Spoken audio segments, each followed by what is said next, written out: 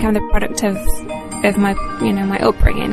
My parents are very open-minded, they're very kind, caring people, and they always taught me not to discriminate against anybody, really, you know, religion, culture, colour, anything. And I think that provided me with the foundation to research, become the person that I am today.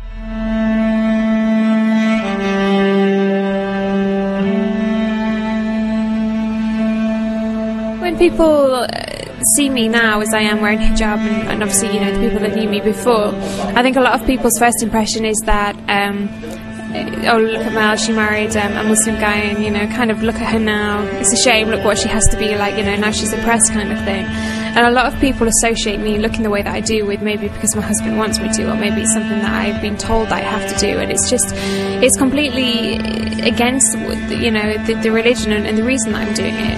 I think you have a unique insight when you wear the hijab of really why you do wear it, and it's not for anybody else. It's not for anybody else, but, you know, for yourself, and for the sake of Allah. You know, that's the reason we wear that, not because anybody else has asked us to.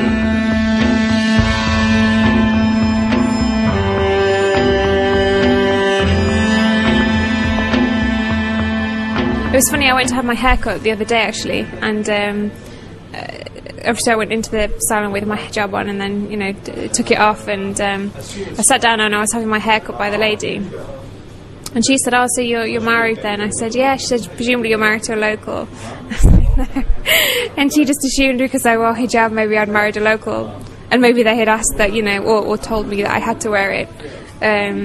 It's just another example, I guess, of people's prejudice towards it. You know, people often assume you've been forced to wear it rather than it's because of your own choice. But I took it upon myself, you know, and I think we should to explain, no, you know, that's not the reason why I wear it, this is the reason why I cover up. And, you know, I don't think people should be dismissive.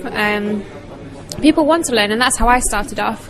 And if people had been dismissive of me, then, you know, I wouldn't be where I am today. So I think as Muslims, you know, we need to take it upon ourselves to take time to explain things to people.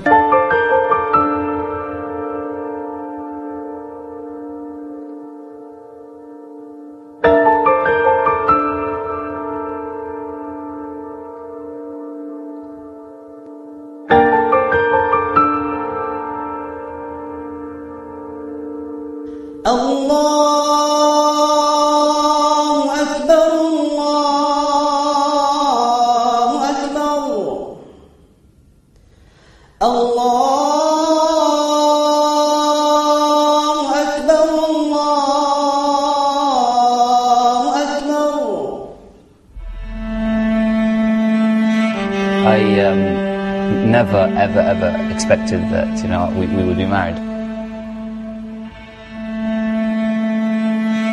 Basically, when I first moved here, I didn't really come with any great expectations when I came to Dubai. I just think it was more of a career move than any particular. I was interested in the cultural change as well, but it was more of a career move, and with no kind of other expectations attached to that.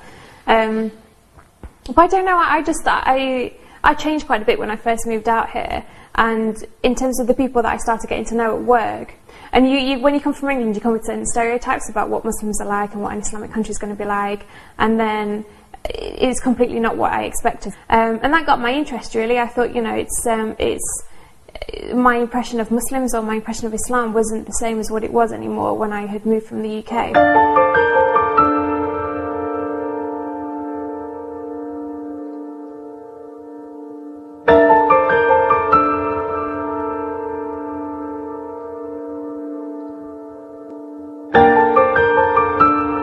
Unfortunately, people think that Islam is linked to oppression with women.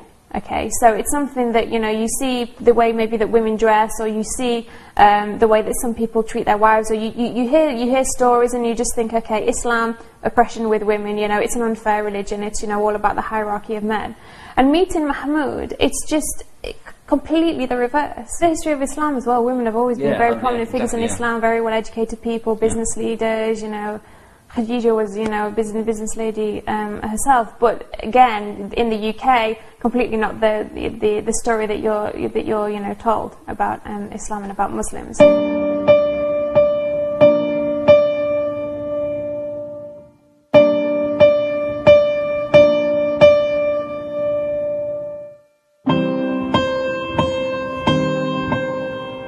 there was always something. I always believed in something, but I wasn't really sure what.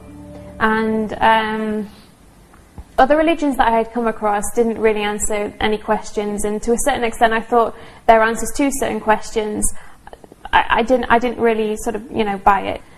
And then I think when I came across Islam and I moved out here and I you know, learned more, what I realised about Islam and what I like about Islam is it's okay to ask questions, and every question you ask should have an answer. Yeah. Whereas with other religions, sometimes it's just like, it's, you know, faith. You just have to have faith. There's blind faith to everything. And to me, that's okay, but it's not good enough. And this is why we always say, you know, I do still have questions, and I will still find the answers to them. But it's everything's so perfect, everything's so well put together that's what kind of convinced me. You know, if there's any mistake in any religion, it can't be divine.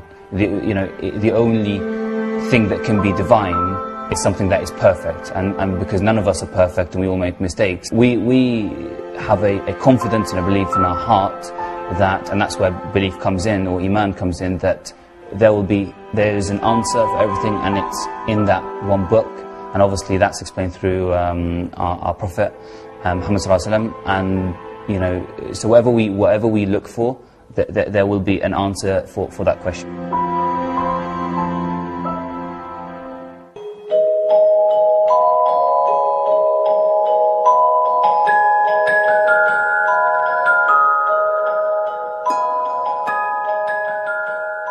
My friend Faris and I, we went to university together, you know, we used to get together and, you know, try and keep our iman strong and learn and, you know, encourage each other in that way. And when we came out here, we both realised it's actually quite difficult to find those kinds of things. So obviously, again, we've started to do that. We get together whenever we can.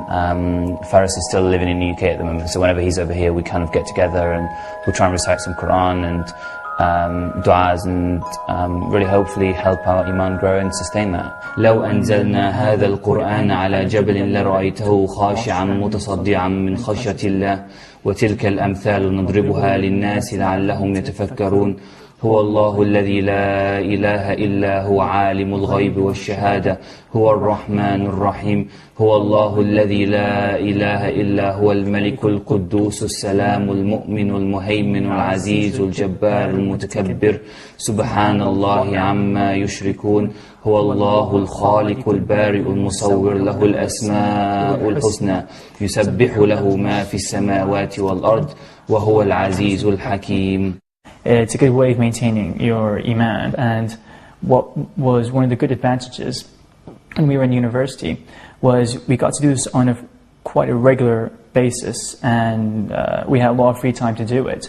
But when you start working, you don't quite have that same time. So that's one of the reasons we do it. Yeah. Nowadays, we've made a rather dangerous separation between our daily lives and activities and what we do for religion, and we've created this artificial barrier.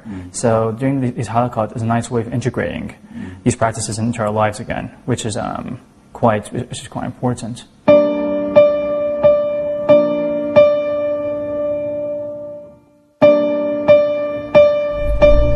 So are you looking forward to Ramadan this year?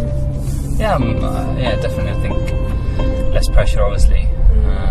Can obviously enjoy it a little bit more and do some of the duties a bit better.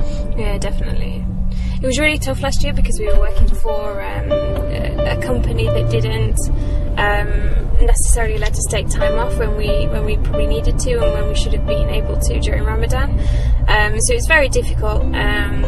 But now, alhamdulillah, you know, we have our own business, so we can relax a bit more, can't we?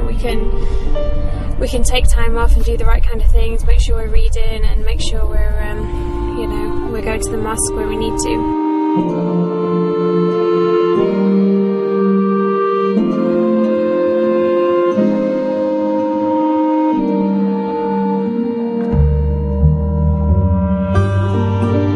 Allah knows you better than you know yourself. So sometimes certain things happen and you think, should we really get married, or is it really going to work out between us? But then everything happens in the right direction. You just think, you know what, it's out of our hands. It's meant to be for us to be together. And alhamdulillah, everything's, you know, been perfect, I would say.